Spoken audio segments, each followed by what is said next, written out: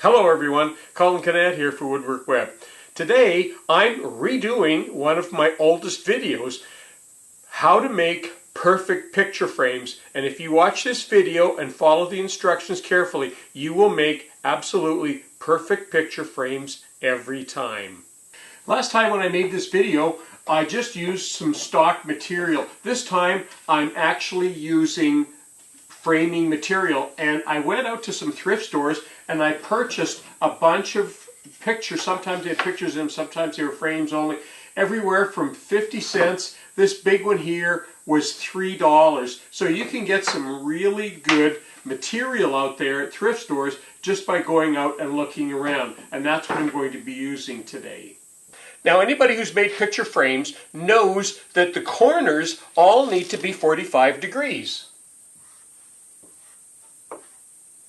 And that's true, but sometimes what they forget is that the sides also need to be the exact equal length.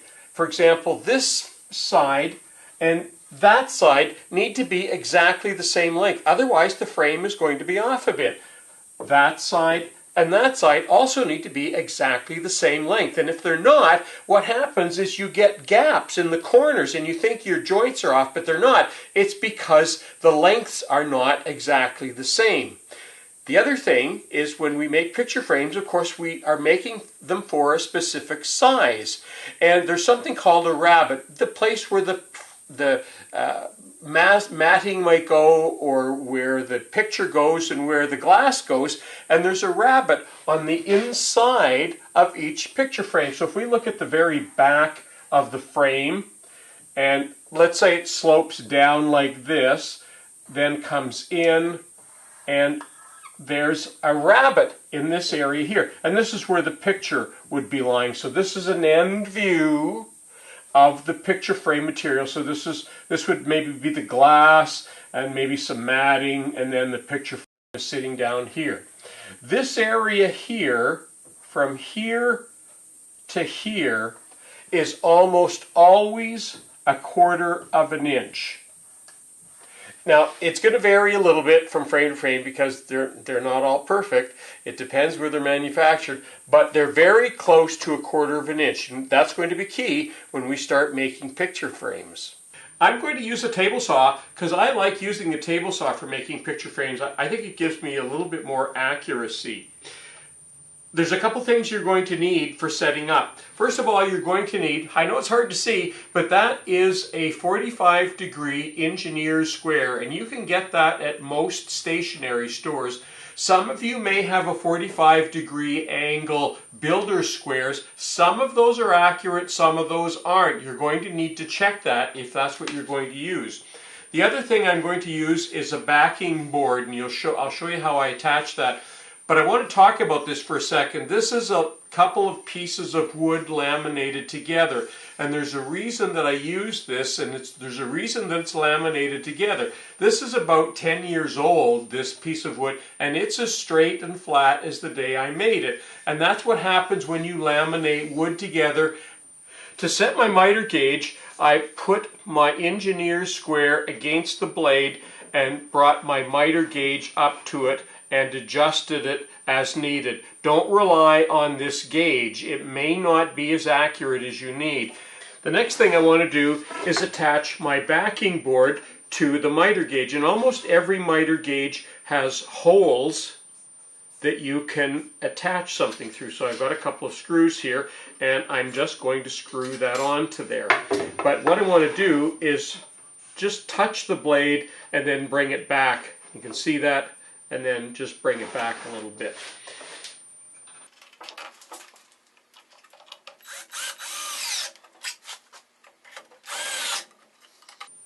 So there's my miter gauge with the backer board attached.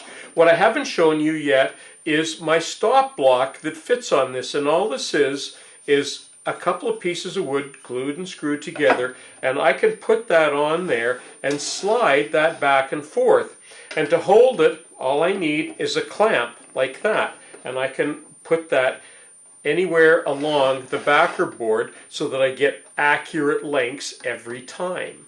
Let's go back to our framing stock now for a quick second. And if you look at the bottom, you can see the rabbet on all of these, and I have all of them pointing that way. From where you're viewing, all of the rabbets are all on the same side. What we're going to do next on every one of these, we're going to cut, and it's a good idea to mark it so that you know we're going to cut every one of these, and if we were to lay these out, that's what it would look like. So we're only going to cut one end to start with, and that's going to be the bottom when we have all of the rabbets all pointing the same way. So let's go over to the table saw and we'll make each one of these cuts. For the first cut, we don't even need our stop block, so I'm going to put that out of the way. When we set this up, remember we were just a little bit shy of touching the blade, and the reason we know that is now when we put our first piece in, and you can see where I made the line, as long as we're just nicely past the end of this, when we turn the saw on, we know we're going to make a perfect 45-degree cut.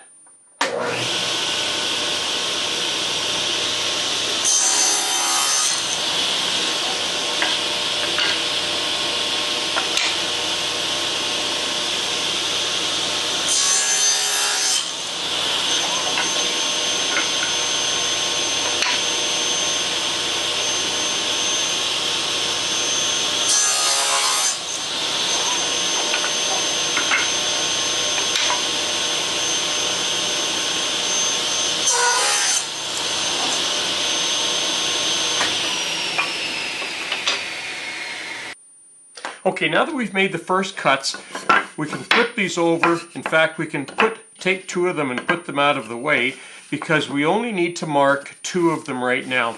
And remember when I said that this area here is 1/4 of an inch? We don't really care how deep this is here for making picture frames. We only care about this distance, because that's going to tell us how long we need to cut this next one. And if we look at the very end where I'm marking that, that is going to be the end of where the picture frame, or where the picture or the glass or whatever's going to go in here is going to go. So we need to measure from there all the way down to a point here, and because my ruler's only 12 inches long and we're just doing this as a demo, I'm just going to mark this at 1 foot from there, and you can see that I'm 1 foot from there, and I'll just mark it down there. We'll do the same thing on this one, and in this case we'll go, that was 1 foot, so let's go, in this case I think we'll go 8 inches. The next thing we need to do is put our framing material in, and we want the back to be flat against our backer board, so it can't flop down like this. It must stay up like this. And basically all we're going to do is to align that, and I can even do that from where I'm standing right now behind the saw, and align that with this side of the saw blade. And then I can just let that drop now, because on the other side what I want to do is set up my stop block.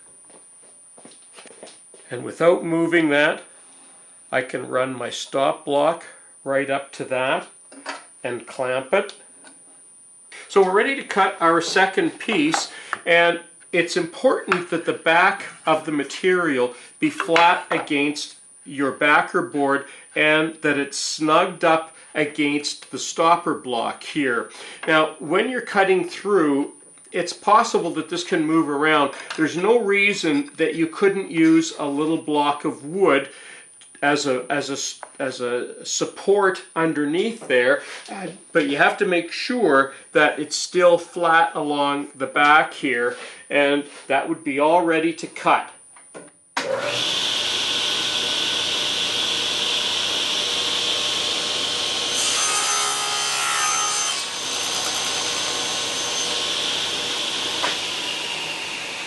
Now the second part is identical, and all we have to do is move it in, and we know that it's going to be exactly the same. So all we have to do now is cut the second piece.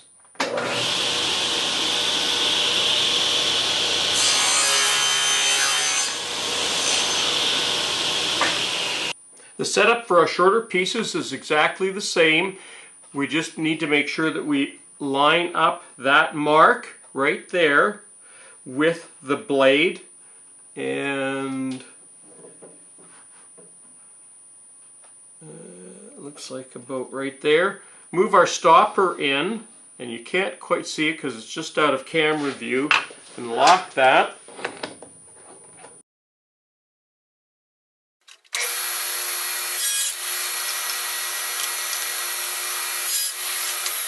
Now, even before we put these together, what we want to do is check to make sure that they're the right lengths and that they're equal lengths. And we do that by putting them back to back, and I hold that together, and you can tell with your finger. Yeah, those are perfect. And yeah, that's great. Okay, let's put these together. To put the frames together, you can do a couple of things.